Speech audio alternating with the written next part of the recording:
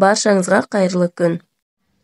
Балаңызға алғашқы қосу азайтуды қандай тәсілмен үйретсеңіз де, қандай формулаларды қолдансаңыз да, көрнекілікті қолдансаңыз да әсер етпей, әлі күнге саусақ санап жүрген болса, немесе қосып азайтуда қиналатын болса, осы видеоны міндетті түрде соңына дейін көріңіз. Баланы оқытудың ең оңай жолдарын ұсынатын боламыз. Арнамызға тіркеліп, қоңырауды басып қойыңыз. Оннан жоғарғы сандарды қосып азайту саусақпен өте ыңғайсыз. Сондықтан ең бірінші тәсіл сандық сәулені пайдалануды үйрету. Яғни, сандық сәуледе 1, 1 санынан кейін 2, 2-ден соң 3, 3-тен соң 4, 4-тен соң 5, және ары қарай жалғастырып 6, 7, 8, 9, 10 және 20-ға дейін үйретіп қойсаңыз да болады. Сандық сәуле дегеніміз кәдімгі сандардың орналасу реті. Яғни, 0-ден бастап, қай санға дейін болса да, сандарды рет-ретімен орналастырып отырып сызықтың бойына, сол сызықтың көмегімен есеп шығарамыз.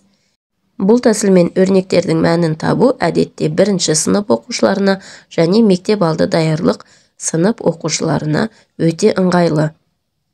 Сандық сәулені қалай қолдану керек? Ең алдымен сызықты сызып, қажетті санды жазамыз және жандағы көршілерін жазамыз. Қосатын болсақ, сол саннан бастап, алдыға қарай сонша рет аттаймыз. Азайтатын болсақ, сол саннан бастап, артқа қарай сонша рет аттаймыз.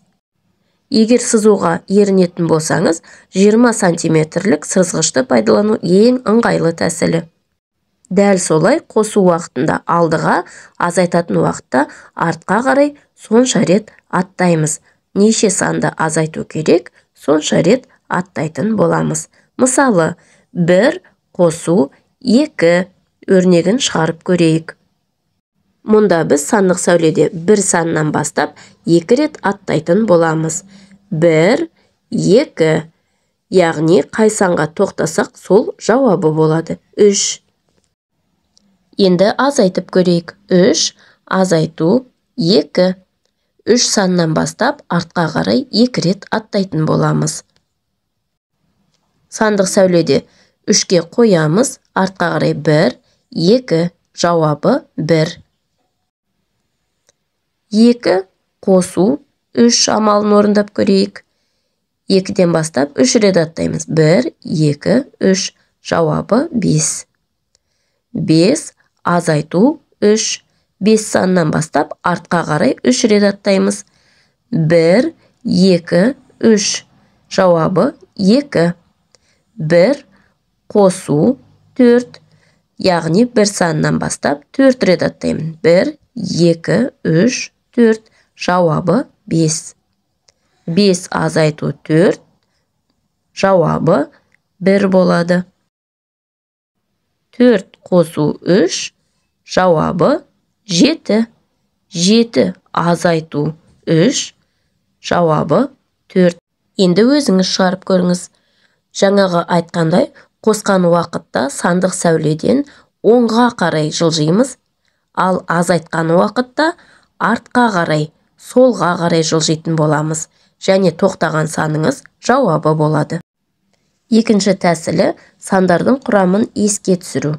Яғни, 10-ға дейінгі сандардың құрамын есімізге сақтау. 2 санның құрамы 1 және 1-ден. 3 санның құрамы 1 және 2, 2 және 1 саннан. 4 санның құрамы 1 және 3, 2 және 2, 3 және 1 саннан тұратынын білеміз.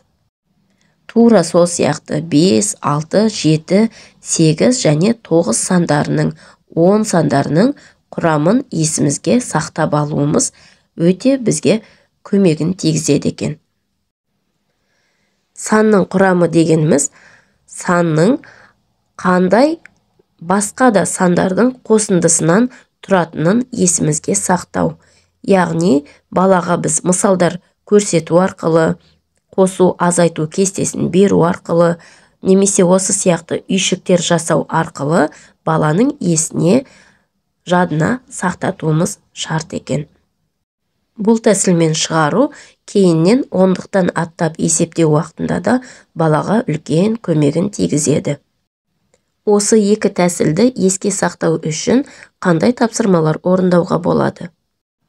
Көршісін тап ойыны, бос орындарға тиісті сандарды толықтыр. Тура және кері санау және оларды жазу. Әртүрлі түсті заттармен қосу, азайту амалдарын орындау, оларды жазу және қайталау. Енді осы екі тәсілмен машықтанып, амалдар шығарып көрейік. Бірінші жолда 1, қосу 3. 3 рет аттадым, жауабы 4. Қосу 5. 5 рет алдыға аттаймыз. 9. Енді азайту 6. 9-дан бастап 6 рет артқа аттаймыз.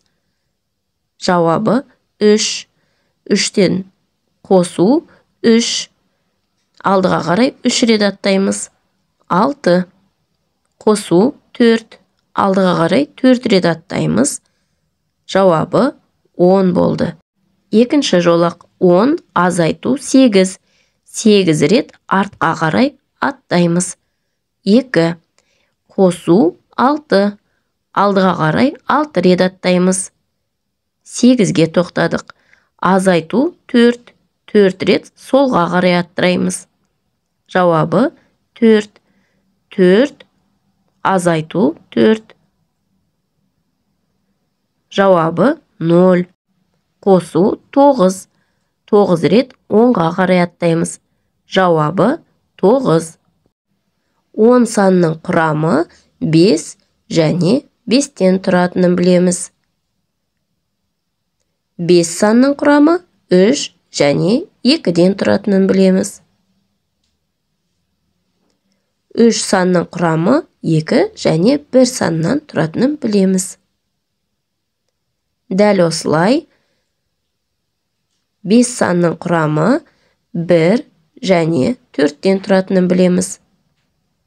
Бос ұяшықтарды толтырып шығамыз. 4 санның құрамы 3 және 1 саннан тұратынын білеміз. Біздің пирамидамыз толық болды. Келесі тор көздерді өзің толықтырып көр. Сандық сәулені немесе сан құрамын пайдалан. Жауабыңды тексеріп көр. Осы екі тәсілді үйренген бала саусақпен санауын қойып, есеп шығаруы жеңілдейді. Назарыңызға көп рахмет. Басқа видеомызды жіберіп алмас үшін арнама тіркелуді ұмытпаңыз.